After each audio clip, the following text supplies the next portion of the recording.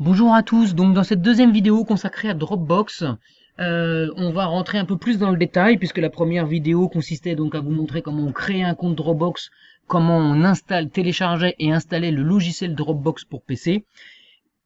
Et bien dans la deuxième vidéo, on va y aller un peu plus précisément. On voit donc que je me retrouve toujours avec mon application Dropbox qui est lancée et qui va donc me permettre d'assurer la synchronisation, ça va se faire tout seul, d'accord. J'ai un icône alors qu'on pourra supprimer à l'avenir, mais là je vais l'utiliser aujourd'hui, mais il sert pas à grand chose, hein, qui me permet d'accéder directement à ma Dropbox.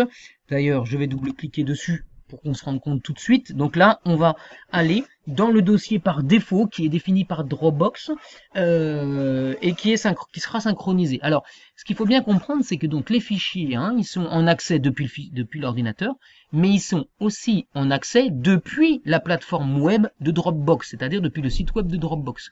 Qu'est-ce que je vois? Je vois qu'actuellement, j'ai dans ma Dropbox le fichier uniquement prise en main de Dropbox. C'est un fichier que Dropbox met directement dans votre compte lors de la création. D'accord? Et ce qu'on va voir là tout de suite, c'est que si je le supprime de mon ordinateur, eh ben, je vais bien évidemment, par synchronisation, il va être automatiquement supprimé de mon compte. D'accord? Donc, ce que je voulais juste vous montrer avant de le supprimer, c'est que donc là, j'accède à ma Dropbox, je suis sur mon ordinateur. Maintenant, on va accéder à la Dropbox de l'autre côté, c'est-à-dire dans le cloud, sur la page Dropbox. Alors ça, il y a plusieurs manières d'y accéder. On peut, je crois, y accéder depuis l'application Dropbox. Je crois que je clique voilà, je fais un clic droit sur l'application Dropbox et je viens cliquer sur la petite terre, d'accord? Et là, on voit ouvrir dropbox.com. Donc, j'y vais, je valide. Voilà, j'aurais pu tout simplement rouvrir mon navigateur internet, aller passer par Google ou par un autre moteur de recherche et, euh, et, euh, et accéder donc à ma page Dropbox. Donc là, il me parle d'un nouvel écran d'accueil. Je suis obligé de valider, mais je m'en fiche un petit peu. Voilà, donc je vais mettre fin à la visite guidée. Voilà. Et donc ici, je suis dans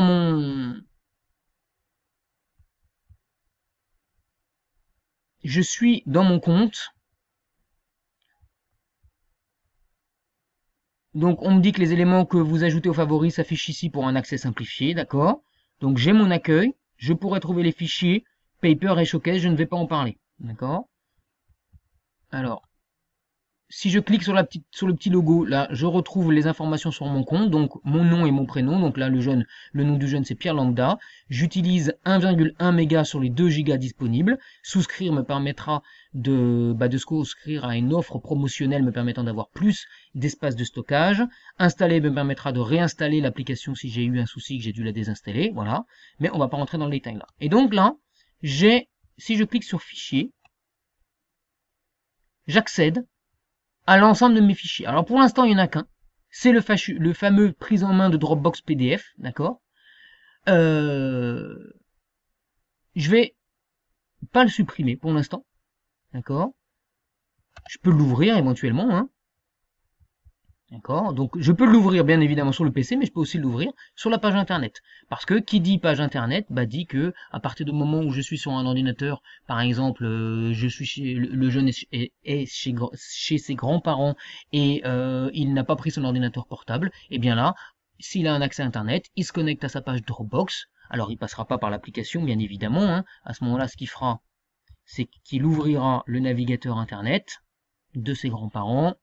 Il ira sur la page dropbox.com. Voilà. Bon, sauf que là, je suis déjà connecté parce que je suis sur le même ordinateur. On lui proposera de se connecter, il se connectera et il retrouvera exactement cette fichier-là. Et donc, il pourra réviser ses cours, par exemple, de chez ses grands-parents sans avoir son propre ordinateur. Alors là, ce qu'on va faire, c'est qu'on va déjà effacer ce fichier et vous allez voir ce qui se passe ici au niveau de l'application. Donc, pour effacer le fichier, je retourne sur mon bureau, je réaccède à ma Dropbox. Il faut vraiment l'envisager comme une clé USB, hein, mais qui serait accessible en permanence et d'où on veut, pardon. Donc, je vois le fichier, la prise en main Dropbox, je vais l'effacer comme n'importe quel fichier que mon ordinateur. À noter qu'on voit que sur ce fichier, il y a un petit V vert, c'est pas le logo, hein, si vous êtes observateur, vous vous rendrez compte que c'est pas le logo habituel d'un fichier PDF, parce que d'habitude il n'y a pas ce petit V vert. Ce petit V vert a été rajouté pour Dropbox, c'est tout simplement pour dire que le fichier est synchronisé sur la Dropbox, d'accord? C'est un indicateur visuel relativement pratique, soit donc il y a ce V vert, soit il y a une espèce de double flèche bleue qui indique que le fichier va être synchronisé, mais que pour l'instant, du coup, il n'est pas encore disponible sur le cloud. Donc là, je vais effacer le fichier comme je le ferai d'habitude. Donc clic droit et supprimer, ou même clic gauche et supprimer. Là, j'aurais même ça aurait été plus rapide. Parce que là, il met du temps à m'afficher le menu contextuel. Voilà, donc clic droit, je clique sur supprimer. Voilà. Et là, on voit qu'il y a le petit... Alors, je ne sais pas si vous avez eu le temps de voir, parce que c'est extrêmement rapide. La fameuse double flèche bleue qui indique que la synchronisation est en train de se faire est très rapidement apparue sur l'icône Dropbox de mon application. Alors, ça veut dire que la Dropbox est mise à jour. D'ailleurs, on va aller vérifier tout de suite. Donc je ferme mon explorateur de fichiers Windows. Donc là, j'étais sur mon ordinateur. Hein, je l'ai effacé depuis mon ordinateur. Je vais me connecter, comme j'ai fait tout à l'heure, à ma Dropbox version cloud, donc du côté du serveur. Et quand je vais accéder à mes fichiers, ici, eh bien, on va voir que je n'ai plus aucun fichier. Ce dossier est vide. D'accord? Alors, tout de suite, je vais vous montrer quelque chose que je vous montrerai peut-être plus en détail, mais justement pour les parents qui seraient un petit peu anxieux parce que le jeune peut effacer de manière impromptue, ou même un professeur pourrait effacer, ou même vous en tant qu'ergo, vous pourriez effacer par erreur des fichiers, rassurez-vous, on est en capacité de les récupérer, même plusieurs jours après, en cliquant donc dans mes fichiers et en cliquant sur fichiers supprimés. Là, vous aurez un historique de tous les fichiers qui ont été supprimés. D'accord? Donc là, je vois que le fichier prise en main Dropbox a été supprimé il y a 2 minutes. D'accord? Donc on m'explique que les fichiers supprimés sont stockés pendant maximum 30 jours et que si je passe avec un compte payant, je peux les récupérer après, au-delà des 30 jours. Donc dans la version gratuite, ça c'est une info que je ne connaissais pas, dans une information gratuite, j'ai jusqu'à 1 mois pour récupérer un fichier qui a été effacé. Imaginons que je veuille le récupérer, et ben à ce moment-là, donc je vais cliquer sur prise en main Dropbox. Vous avez effectué une suppression il y a 10 minutes. Alors là, on voit pas très bien, mais je clique sur le bouton bleu. Voilà. Et c'est comme si je le sortais de la corbeille. Je le réintègre à ma Dropbox. D'accord? D'ailleurs, on voit une notification là. Prise en main Dropbox a été ajoutée. Vous avez ajouté prise en main Dropbox. Parfait. Donc, je quitte mon espace web. Et si je reviens, eh bien, je vais retrouver le fichier Dropbox que j'avais précédemment supprimé et que j'ai restauré. D'accord? Donc ça, c'est une manière de vous montrer que très rapidement, vous pouvez récupérer les fichiers qui ont été effacés jusqu'à 1 mois auparavant. Donc là, je vais de nouveau l'effacer parce que réellement, il ne m'intéresse pas. Voilà. Alors, maintenant, on se rend compte en fait que le dossier Dropbox qui a été créé, il a été créé pas là où le jeune a ses dossiers, hein, puisqu'il a été créé dans le dossier donc Ulysse Lagarenne, là donc c'est pas du tout le répertoire mes documents, ça me gêne, je voudrais le changer. On retrouve notre VVR là d'ailleurs qui dit que le dossier est synchronisé. Donc maintenant je vais vous montrer comment définir le dossier Dropbox. Généralement c'est le dossier mes documents, alors je ne sais pas comment vous les organisez, enfin comment vous l'organisez ce dossier mes documents. Personnellement je passe par un dossier donc mes documents et ensuite année scolaire par année scolaire. Donc là c'est ce que j'avais fait. J'avais dans, si j'accède à mon dossier mes documents, j'avais créé un dossier que j'ai appelé démo Dropbox et j'avais créé donc 3 dossiers fictifs, le dossier ergo, le dossier français 5e et le dossier maths 5e dans lequel j'ai créé 3 fichiers. Alors pourquoi, vous allez peut-être vous poser la question de pourquoi j'ai marqué comme nom de dossier Bon, ergo, ça paraît clair, hein, français 5e, maths 5e, mais pourquoi j'ai rajouté Pierre Lambda?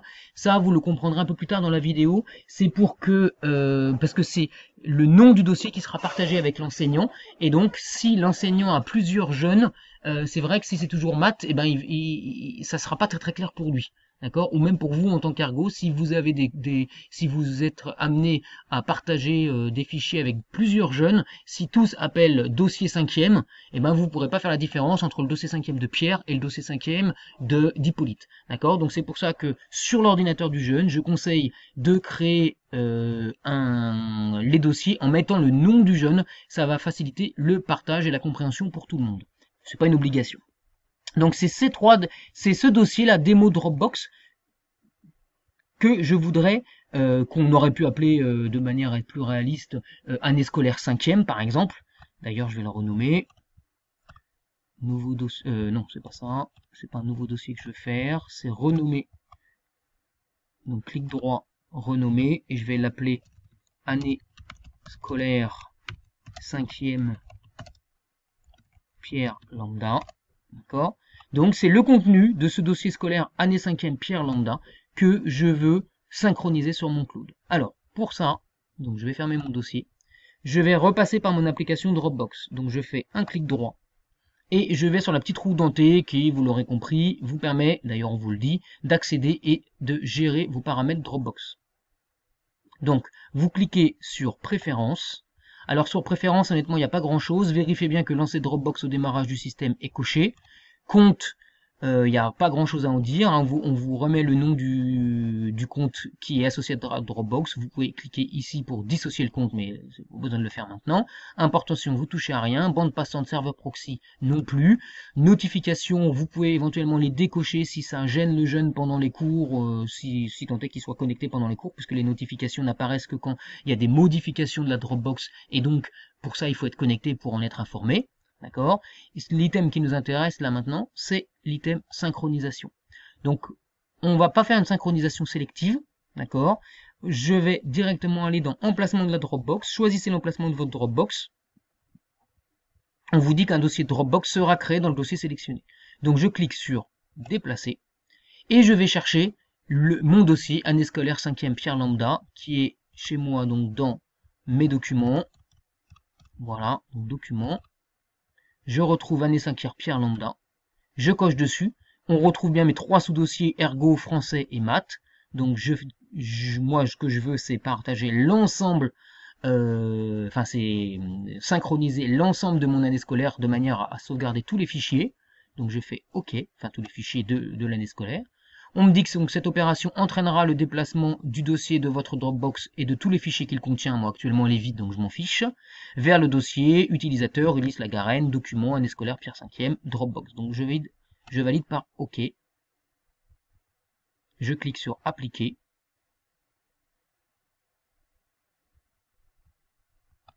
Et je clique sur OK. À partir de là, quand je reviens et que je passe par mon icône de raccourci vers ma Dropbox, je double-clique dessus, je vais aller directement dans, donc voilà, document, année scolaire 5e Pierre, d'accord. Voilà. Alors, si je veux que là on voit hein, que le Dropbox démarre à ce niveau-là. Donc à ce moment-là, il faut que je prenne mes trois dossiers. Donc je les sélectionne et je les fais glisser dans ma Dropbox. Là, on voit qu'il y a les petites icônes bleues parce qu'il est en cours de synchronisation. D'accord? Donc, ça y est, c'est fait, c'est vert. Donc là, l'ensemble de ma Dropbox contient mes trois dossiers et mes trois fichiers de mathématiques. Pour m'en assurer, et je terminerai cette deuxième vidéo là-dessus, je réaccède. Alors, j'ai accédé d'une autre manière pour que vous vous rendiez compte qu'il n'y ait pas de triche. Je réaccède à ma page dropbox.com. Donc je suis toujours déjà connecté au compte de Pierre Lambda. Et là on voit que dans mon accueil, ou dans mes fichiers, ça revient un peu au même, je retrouve désormais maths 5e, ergo Pierre Lambda et français Pierre Lambda. Donc là notre Dropbox est bien configurée, elle est synchronisée. Donc maintenant on va pouvoir participer, lancer le partage et c'est ce qu'on verra dans la troisième vidéo. J'espère que, voilà, n'hésitez pas à m'envoyer des emails, j'espère être assez clair, c'est assez touffu, hein, parce que bah, c'est pas toujours facile à comprendre, donc n'hésitez pas à me renvoyer des commentaires, ergonotre-dame@yahoo.fr. Merci, bonne fin de journée, au revoir.